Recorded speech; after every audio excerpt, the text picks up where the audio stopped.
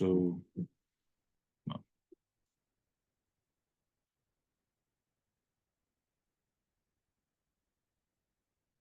So I decided that we'll just do Revelation 19 and 20 today, and 21, 20, and 22 next week. So, but this is the continuation of the seventh bowl of wrath, right?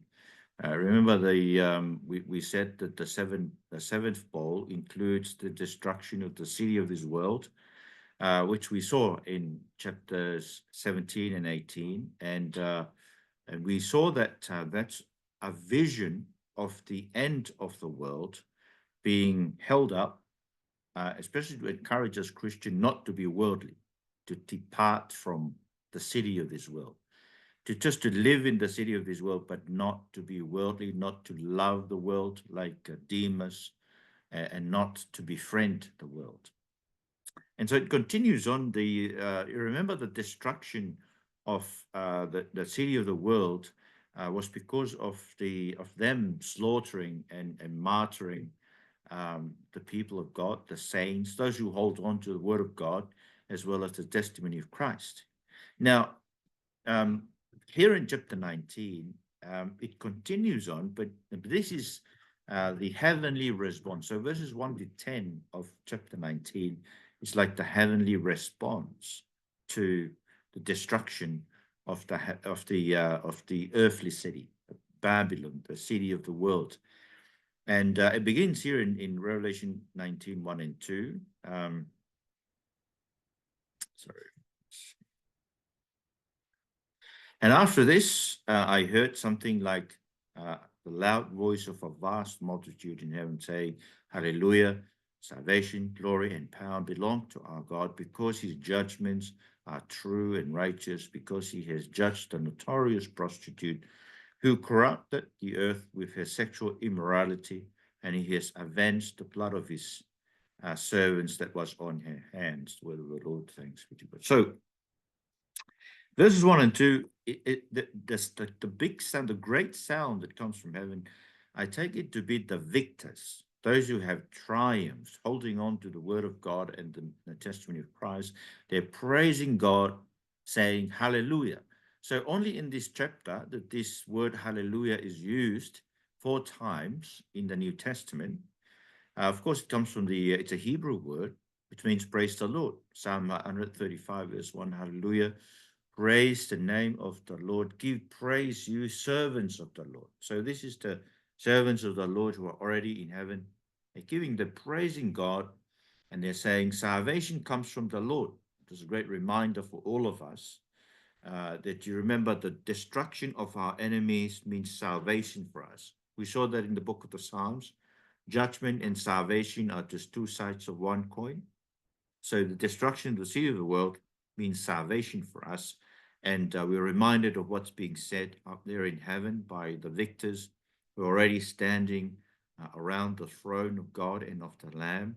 They're crying out in a loud voice, saying, salvation belongs to our God, who is seated on the throne, and to the Lamb. So it doesn't belong to us, doesn't belong to our works, doesn't belong to remind ourselves, to any righteous acts of ourselves. It belongs to God, comes from God, comes from the Lamb. Right? And judgment comes from God as well, as he judges with fairness, right? This is a good thing about knowing that at the end, we will see the judgment of God, and we will be glad, we'll be delighted. Let the nation rejoice and shout for joy, for you judge the peoples with fairness. See, that's Psalm 67. And he judges the city of this world in response to the prayer of the martyrs from under the altar in heaven. Remember Revelation 6:10, right? The martyrs, the 5th seal was opened, and the martyrs under the altar cried out in a loud voice, Lord,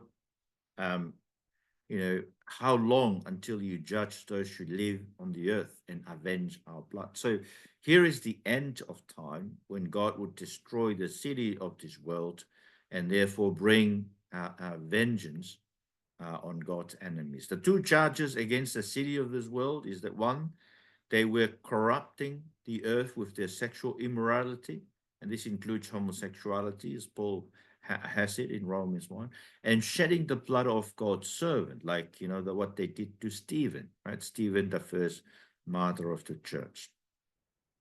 And then verses 3 and 4 says, a second time they said, hallelujah. As smoke ascends forever and ever. That's the smoke of the city of this world. Then the 24 elders and the 4 living creatures fell down and worshipped God, who is seated on the throne, saying, Amen, Hallelujah. So again, these are the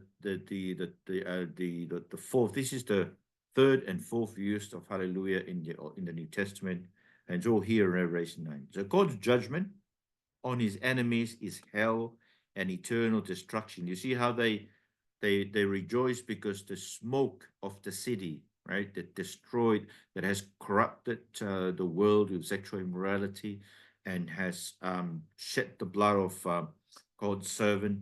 The smoke of the city ascends forever and ever, right?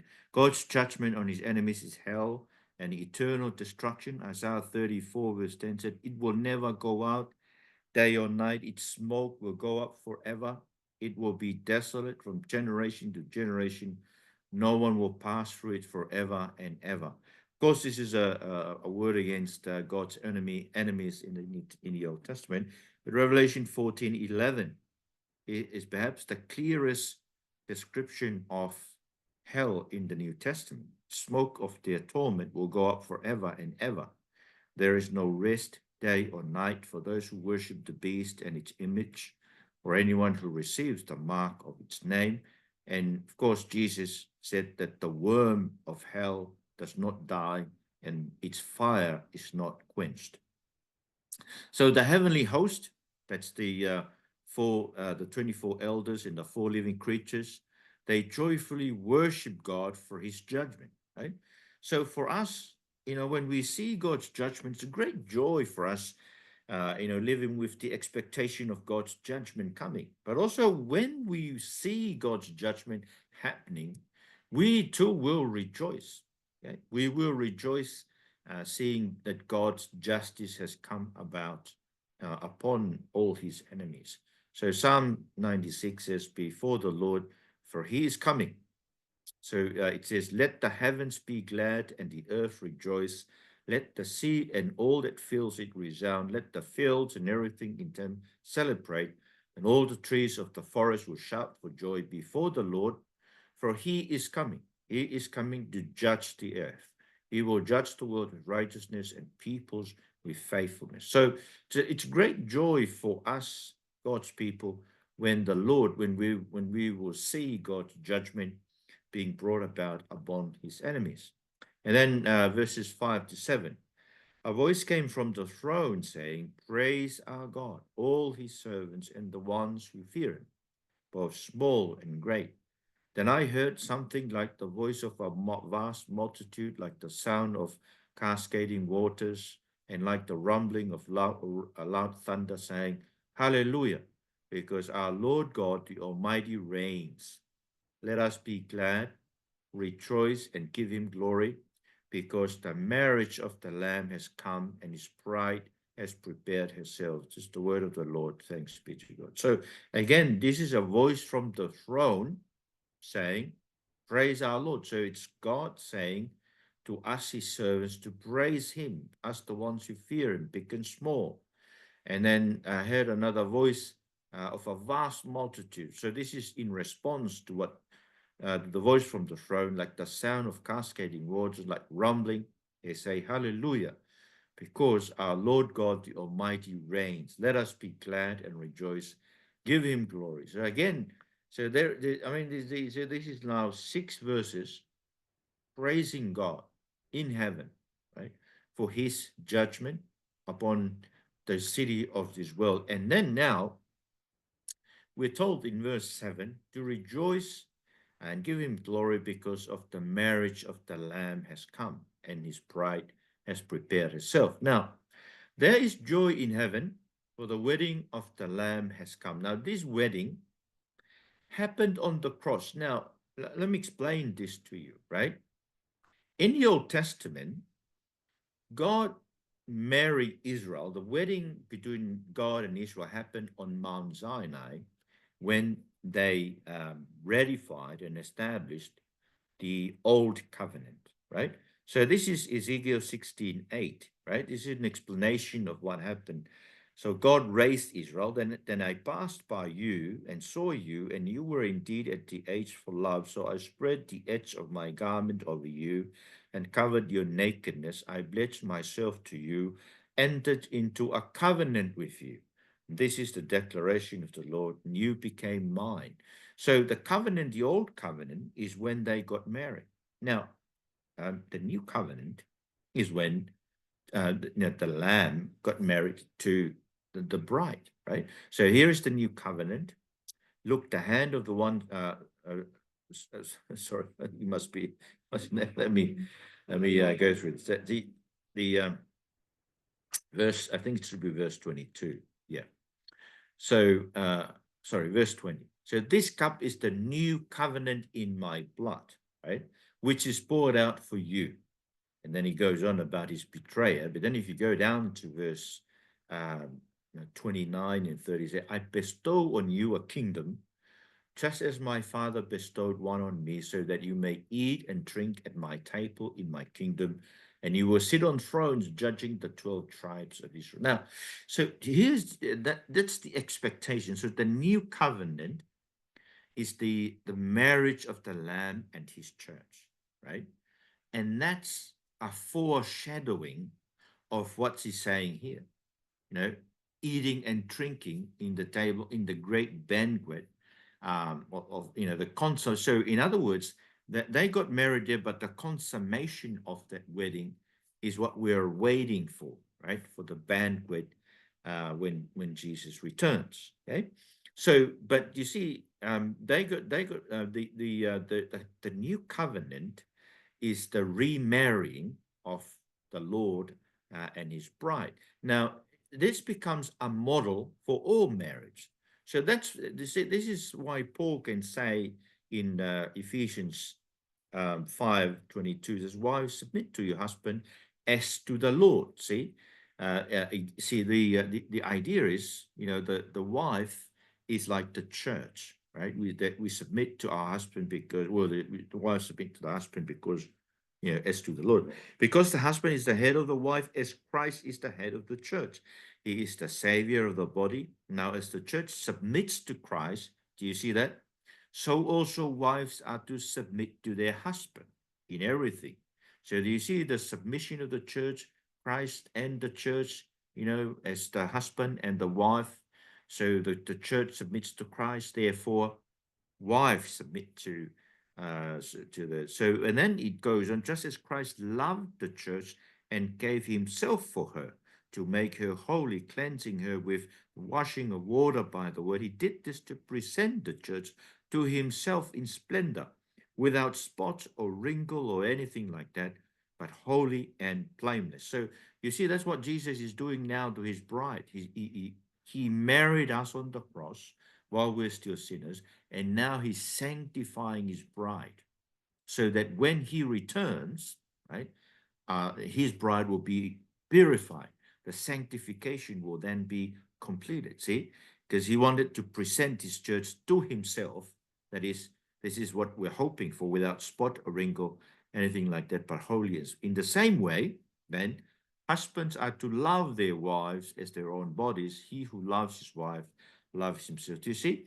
He's talking about the church and Christ, but he's applying it to marriage, right? So husbands stand in the position of Christ, right, who loves the church, lay down his life for her, and the wife is standing at the position of the church, submits herself to the husband as they submit to the Lord. So, I hope you understand it. So that the marriage happened on the cross, but the consummation will happen at the return of Jesus Christ. So the marriage on the cross becomes the model for every marriage, right? All our marriage. So at the end of the ages, the wedding will be consummated. That's what Jesus is talking about here. There will be weeping and gnashing of teeth in that place that is in hell, when you see Abraham, Isaac, Jacob, and all the prophets in the kingdom of God, but you yourselves thrown out. See, people who keep on rejecting the word of God, if he keep on, they come to church, they listen to Jesus preach, because that's the context, right?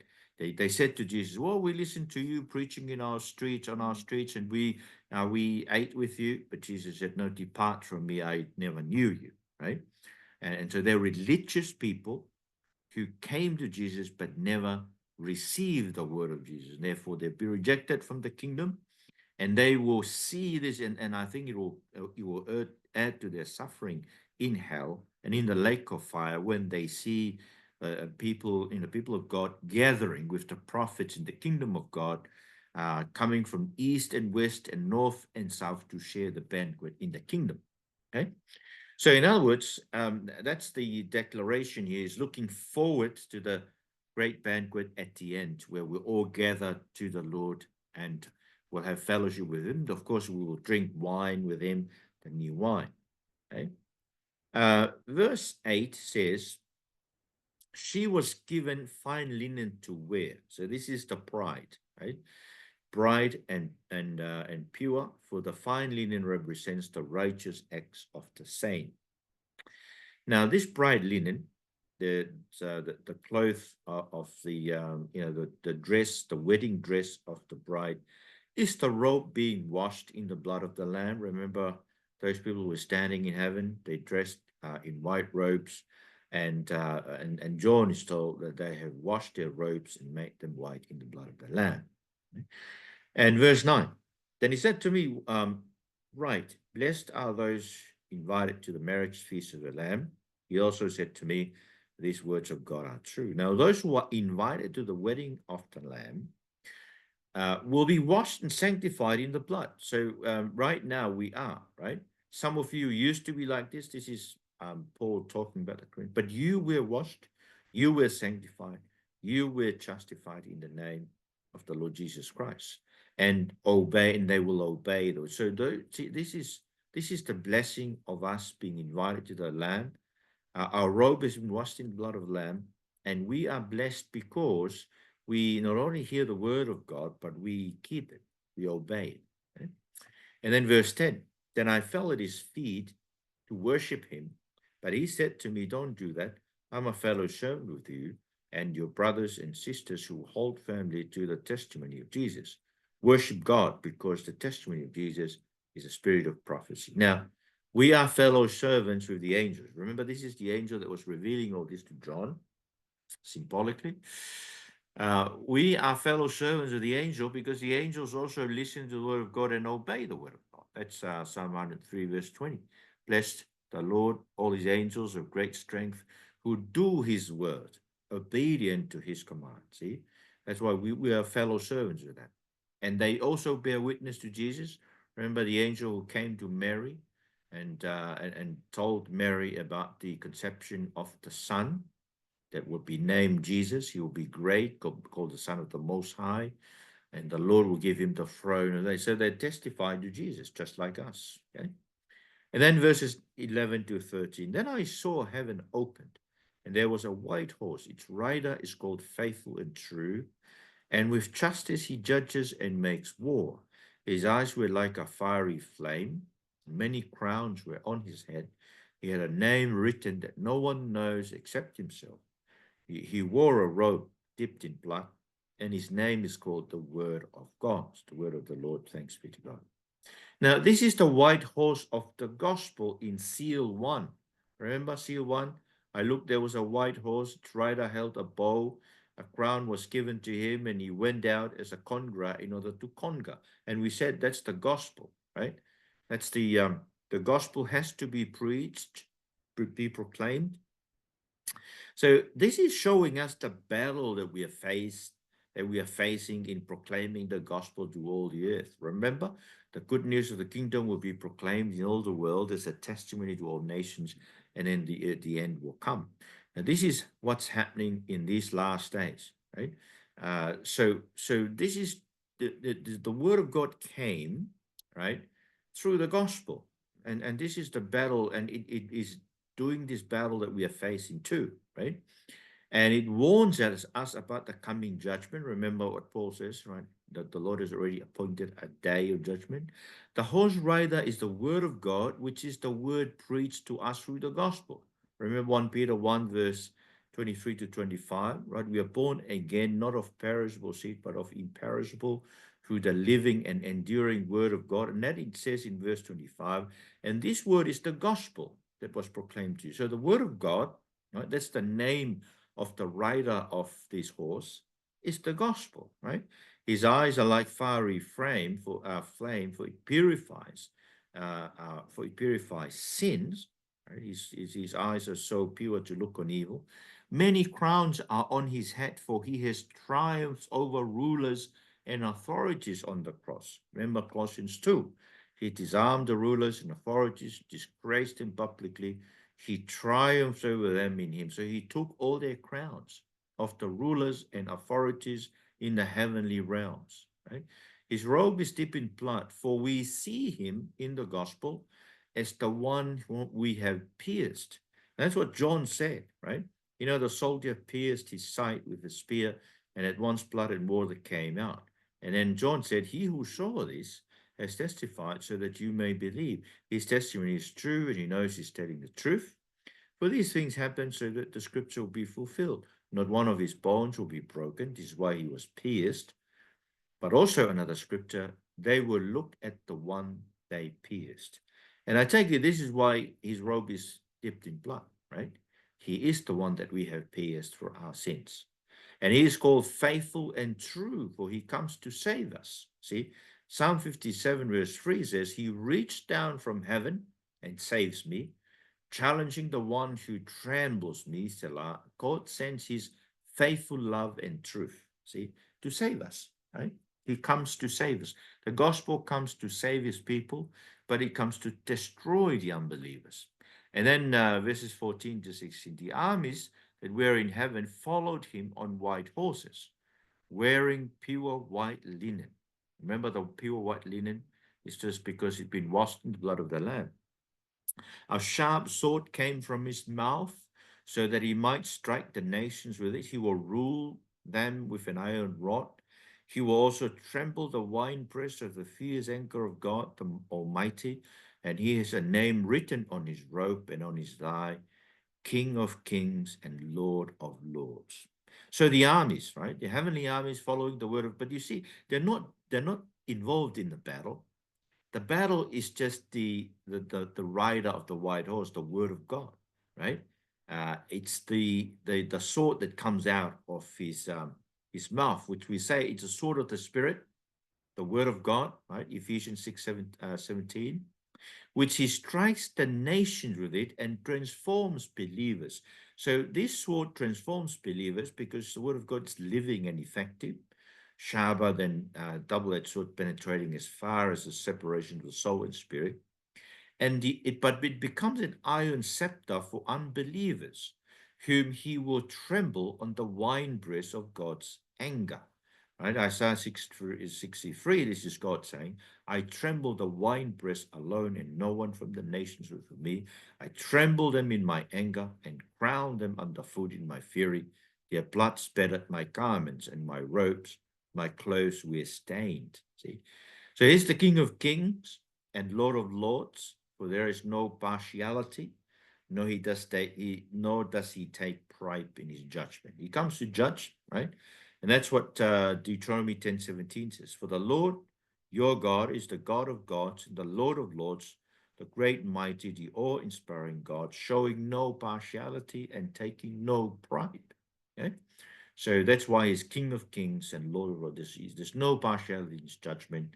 It's pure judgment. And Revelation 19, 17, and 18. Then I saw an angel standing in the sun, and he called out in a loud voice, saying to all the birds flying high overhead, come, gather together for the great supper of God, so that you may eat the flesh of kings, the flesh of military commanders, the flesh of the mighty, the flesh of horses and their riders, and the flesh of everyone, both free and slave, small and great. So this is an invitation to the birds of the air to come and eat the flesh of the army of the evil one. Okay, because you see, so there's an invitation. Right? God would completely destroy his enemies. Now, this is from the Old Testament in Ezekiel 39, right? Tell every kind of bird and all the wild animals, assemble and come, gather from all around to my sacrificial feast that I'm slaughtering for you, a great feast on the mountains of Israel. You will eat flesh and drink blood. You will eat the flesh of mighty men, drink the blood, right? These are all the enemies of God. They will be destroyed.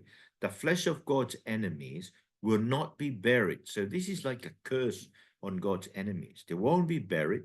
They'll be left exposed to the birds as a curse for their rebellion against God. And so here is Isaiah 34, verses 2 and 3. It says, the Lord is angry with all the nations, furious with all their armies. He will set them apart for destruction, giving them over to slaughter. Their slain will be thrown out, and the stench of their corpses will rise. The mountains will flow with their blood. So this is what's predicted in the Old Testament, right? Um, the destruction will come at the end, but here's the promise is a promise that then he saw the beast and the kings of the earth and their armies gathered together to wage war against the rider on the horse and against his army, right? So here is the beast. This is the second beast, right? The beast from the sea, right? And we said in Revelation 13 that it represents the the hostile political authorities, right? So they gather, gathering the enemy. The Lord will go out to fight against those nations as he's fight on the day of battle. But this is the spiritual battle that we are facing right now, right? So we are facing the beast, the second beast, the political authorities, the hostile political authority. We're facing it right now, right? But this is a vision of what will come to them at the end, right? They're already gathering. We're making battle. We're doing battle with them. But here is the end. But the beast was taken prisoner, so there is no battle again. It's the same as we saw in Armageddon, right? Armageddon. Well, yeah, there was no battle, right? They gather for battle, but there's no battle at all. The beast is just taken prisoner. Along with it, the false prophet who performed the signs in its presence, and he deceived those who accepted the mark of the beast, and both of them are thrown alive to the lake of fire that burns with sulfur. So this is the beast from the sea, right? That's the one with 10 horns and 7 heads, and it represents the hostile to God political authorities, powers. The false prophets, the image of the third beast, who represents the hostile to God religious establishment. We saw that in Revelation 13. Jesus predicted both authorities, that is, both political authority and religious authority, will be involved in persecuting us believers, see, because they will hand you over not only to synagogues, but even to governors and kings. So synagogues represent the religious authorities, governors and kings, political authorities. And they embodied the Antichrist who is at work in the world in these last days. See, John said, children, it is the last hour, and as you have heard, the Antichrist is coming. Even now, many Antichrists have come. By this we know that it is the last hour. So, yes, we are facing all these political authorities who are hostile to the word of God. It is also the spirit of the man of lawlessness. See, Paul says the mystery of lawlessness is ready at work, but the one now restraining will do so until then. But you see, the Lord Jesus will destroy these authorities when he appears. So, of course, the beast and the false prophet still at work today. Mormonism is still around, right? We have the Democrats and other, political authorities that are kind of they're hostile to God, but yeah, they'll be destroyed. And then verse 21, the rest, that is the rest of the people of the beast and the false prophets, they were killed with the sword that came from the mouth of the rider of the horse, and all the birds ate their fill of the flesh. I take it that the reason why they're not naming the one of the, see, we're given that his name is the word of God, as I said, because it represents the battle that is ongoing. So this clearly shows that this is the ongoing battle of the gospel proclamation to the world. For the sword of the Spirit, the sword of God, the word of God hardens unbelievers, right? So that's the rest. the rest of the people of the beast, they are killed with the sword that came from the mouth of the rider. See, that's how they're killed. In other words, they're killed by the word of God, because the word of God hardens their hearts, just like what was said about Jesus. See, this is why they were unable to believe, because he has blinded their eyes and hardened their hearts, so they would not see with their eyes, to understand with their hearts, and turn, and I would heal them. See. And this is the rest of the people of, these are the people, they're the ones who will be exposed and be left, for the birds of the air. See, Isaiah 66:24 says, as they will see the dead bodies of those who have rebelled against me, for their worm will never die, and their fire will never go out. And there will be an horror to the nation. So there you are, right? So the invitation to the banquet, right, is with us because we're believers. We're already part of the new covenant, right? In Christ, our sins have been forgiven. We're part of the new covenant, therefore we're expecting to be part of the new banquet. Now, the battle of the gospel is ongoing, right? The word of God is here. It transforms us, but also destroyed the unbelievers, right? By hardening their hearts so that they'll be destroyed. Revelation 20, 1-3. Then I saw an angel coming down from heaven, holding the key to the abyss and a great chain in his hand. He seized the dragon, the ancient serpent, who is the devil and Satan, and bound him for 1,000 years. He threw him into the abyss, closed it, and put a seal on it, so that it would no longer deceive the nations until the 1,000 years were completed. After that, he must be released for a short time. Now, when did this binding of the devil happen? Well, Jesus, at the beginning of his earthly ministry, bound the devil by defeating him in the temptation, right? So he said to him, do not test the Lord your God, and then the devil went off, right? So this is why Jesus he defeated the devil, and this is why he was able to exercise, right? That's what he said in Mark 3. No one can enter a strong man's house and plunder his possession. He's talking about Satan, unless he first ties up the strong man, then he can plunder his house. So you see, Satan was bound, right? When Jesus was here, right? And that's why he was able to exercise, and he set free those who were bound by Satan. That's what Peter said when he went to Cornelius's house, how he, Jesus, went about doing good and healing all who were under the tyranny of the devil, because God was with him. See, he did this because Jesus confronts Satan with the kingdom of God. Luke 11, if I drive out demon by the finger of God, then the kingdom of God has come upon you. When a strong man fully armed guards his estate, his possessions are secure. But when one stronger than he attacks and overpowers him, he takes from him all his weapons he trusted in and divides up his plunder.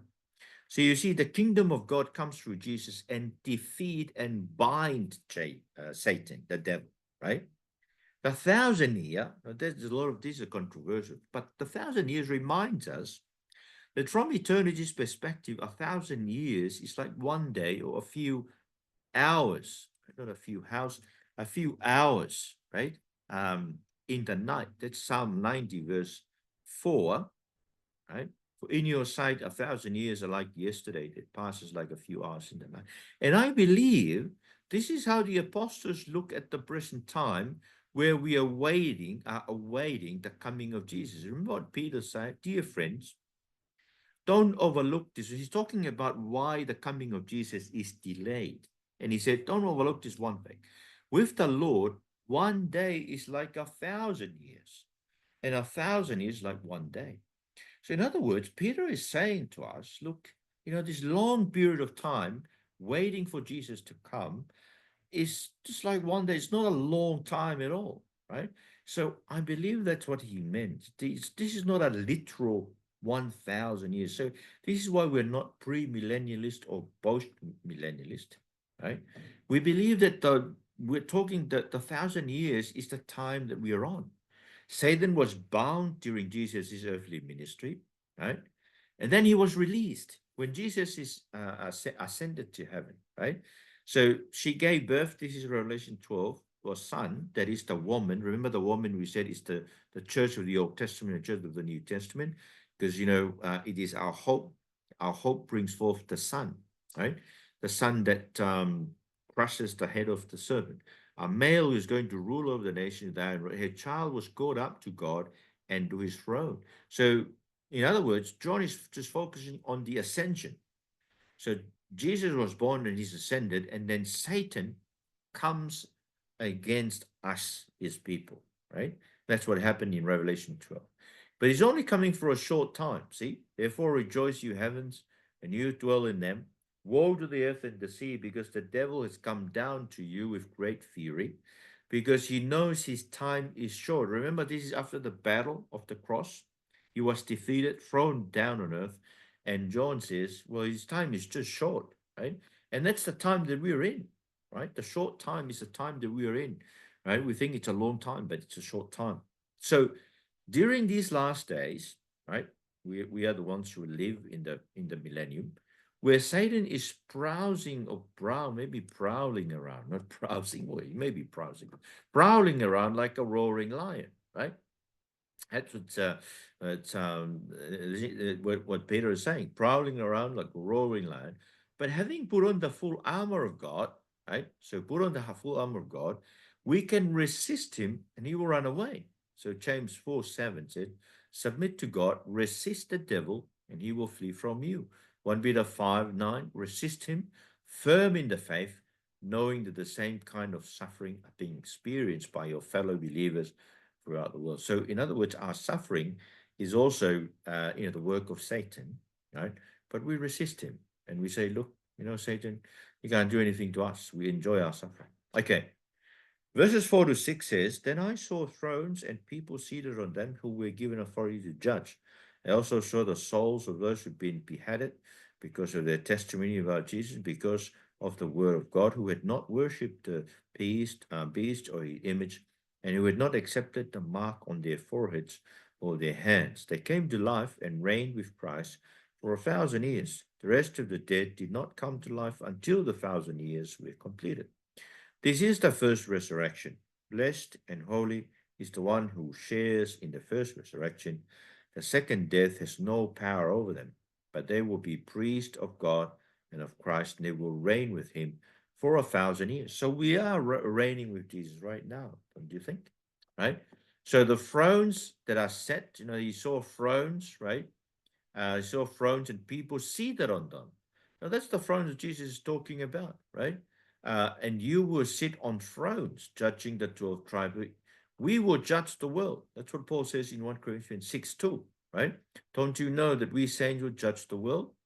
And this is predicted by Daniel, right? The ones of the Most High will receive the kingdom and possess it forever. Now, the spirit of those who bear witness to Jesus and the word of God coming alive in the first resurrection is us believers, having been raised with Christ, right? Ephesians 2:4-7. God is rich in mercy because of his great love that he had for us, made us alive with Christ even though we were dead in trespasses. You're saved by grace. He also raised us up with him and seated us with him in the heavens in Christ Jesus. So you see, we've been seated in the heavens, right? Having been raised with Christ, and we serve him as his holy priesthood. See, we offer spiritual sacrifices. We are being built to be a holy priesthood, offering spiritual sacrifices acceptable to God through Christ. We are ruling with him now, 2 Timothy 1, right? We also live, we endure, we'll reign with him, but we will also reign with him when he appears. So Colossians 3:4 said, when Christ, who is your life, appears, then you also will appear with him in glory. We are blessed to partake in the first resurrection, for we will not suffer second death. For though we die, we live in Christ, who is the resurrection and life. Remember what he said? I'm the resurrection and the life. The one who believes in me, even if he dies, will live. So if we die, we live. We are alive to God because God is the God of the living. That's what he said what Jesus said to the Sadducees. For when we die, we depart to be with the Lord. So the first resurrection are those of us who've been raised in Christ. Okay. And then, that's where we are now. Right? We're currently ruling with Christ, right? As believers. So Revelation 27-10. When the 1,000 years are completed, Satan will be released from his prison, will go out to deceive the nations, the four corners of the earth, Gog and Magog, to gather them for battle. Their number is like the sand of the sea. They came up across the breadth of the earth and surrounded the encampment of the saints, the beloved city. Then fire came down from heaven, consumed them. The devil who deceived them was thrown into the lake of fire and sulfur, where the beast and the false prophets are, and they will be tormented day and night forever and ever. That's the word of the Lord. Thanks be to you. So Satan has been released, as we said, from his bondage after the ascension of Jesus, and he gathers his army against the encampment of the saints who holds to the word of God and to the testimony of Jesus. Well, that's what we're told in Revelation 12:17. The dragon was furious with the woman, went off to wage war against the rest of her offspring, those who keep the commands of God and hold firmly to the testimony about Jesus. So this is the spiritual warfare that we're part of, right? And Satan is also encamping the beloved city, right? You will advancing is my people Israel, like a cloud covering the land.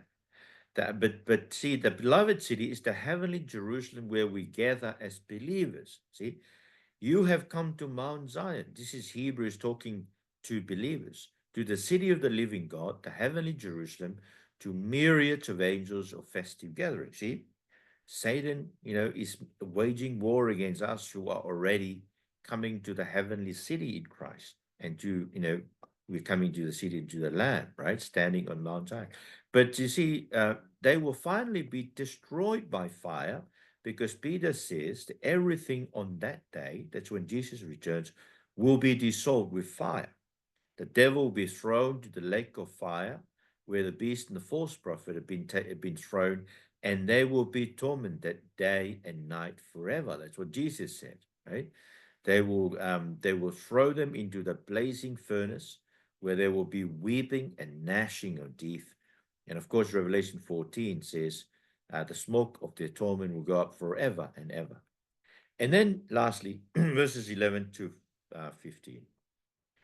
Then I saw a great white throne, and the ones seated on it, earth and heaven fled from his presence, and no place was found for them. I also saw the dead, the great and the small, standing before the throne, and books were opened. Another book was opened, which is the book of life, and the dead were judged according to their works by what was written in the books. Then the sea gave up the dead that were in it, and death and Hades gave up the dead that were in them. Each one was judged according to their works. Death and Hades were thrown into the lake of fire. This is the second death, the lake of fire. And anyone whose name was not found written in the book of life was thrown into the lake of fire. This is the word of the Lord. Thanks be to God. So the great white throne of God symbolizes his justice and righteousness in the coming judgment. It's similar to the throne of Ancient of Days in Daniel's vision, right?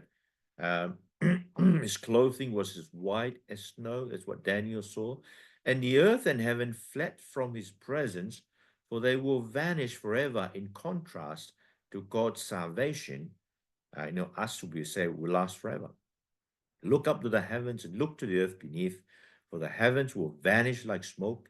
The earth will wear out like a garment, and its inhabitants will die like nets. But my salvation will last forever, and my righteousness will never be shattered.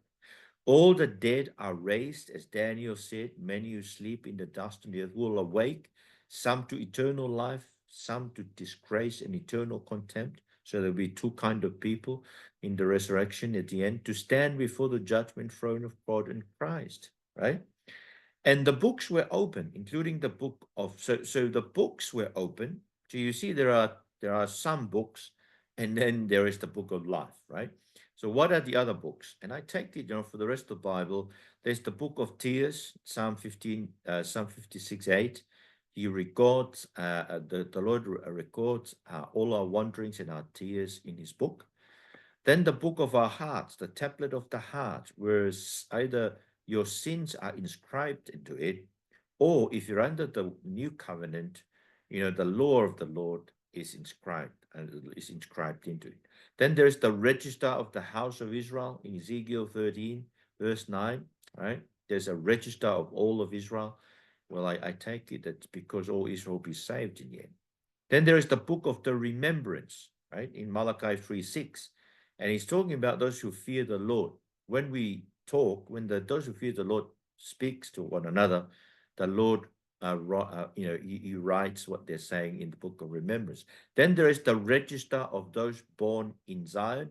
I take it this is the new birth, those who are being born again, right? There's a register of those, Psalm 87. Then there's the book of dust, right?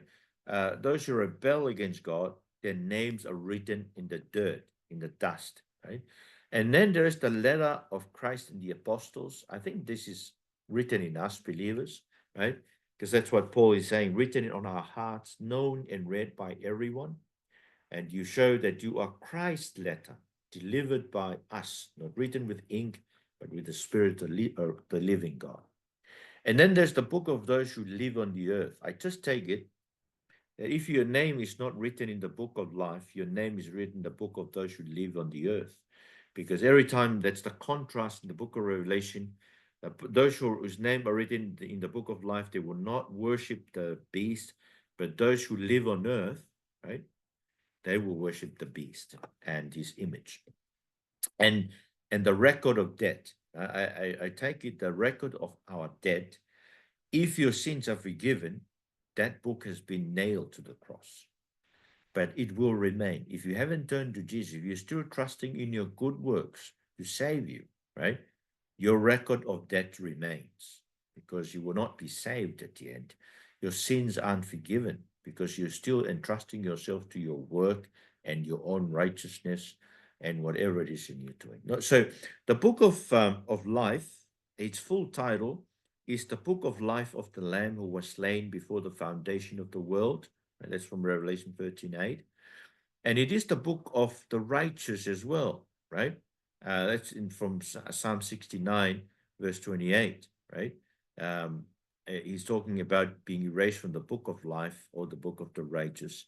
And also the book in heaven that Jesus was talking about, right? Rejoice that your names are written in heaven, right?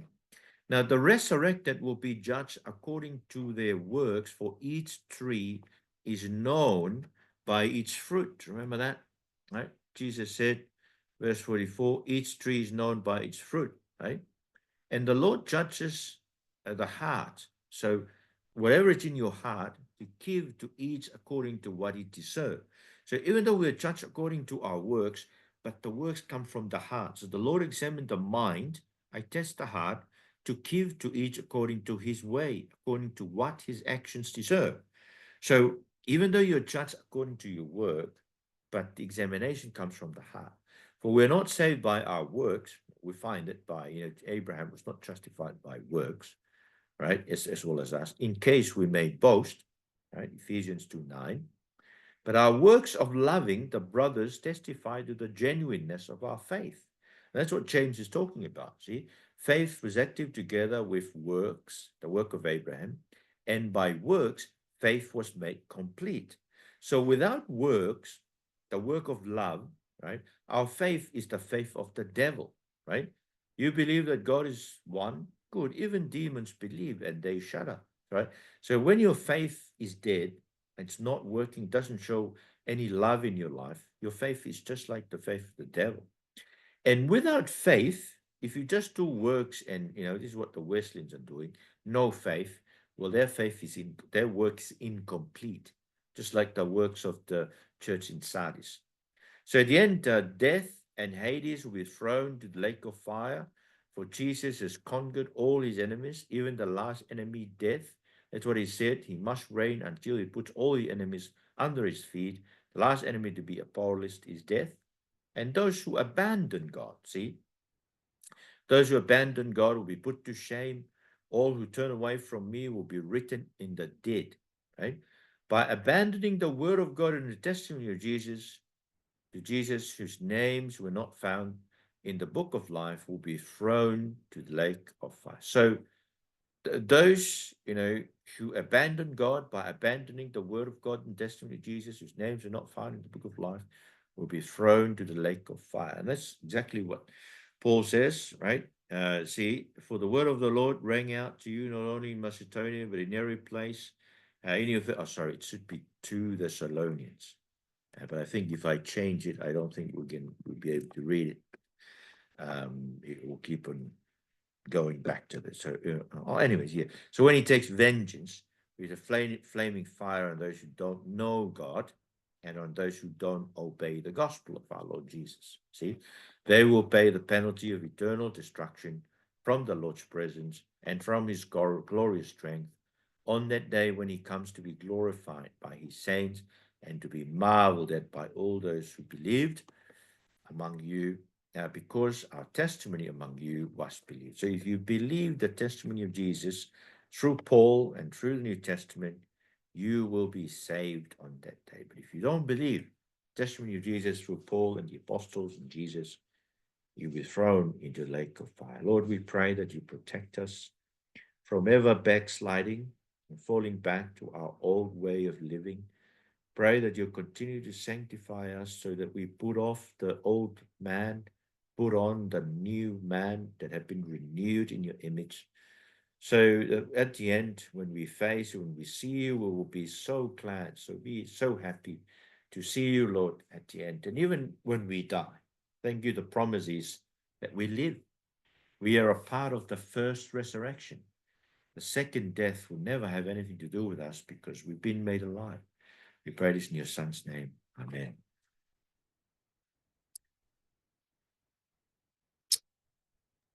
Okay.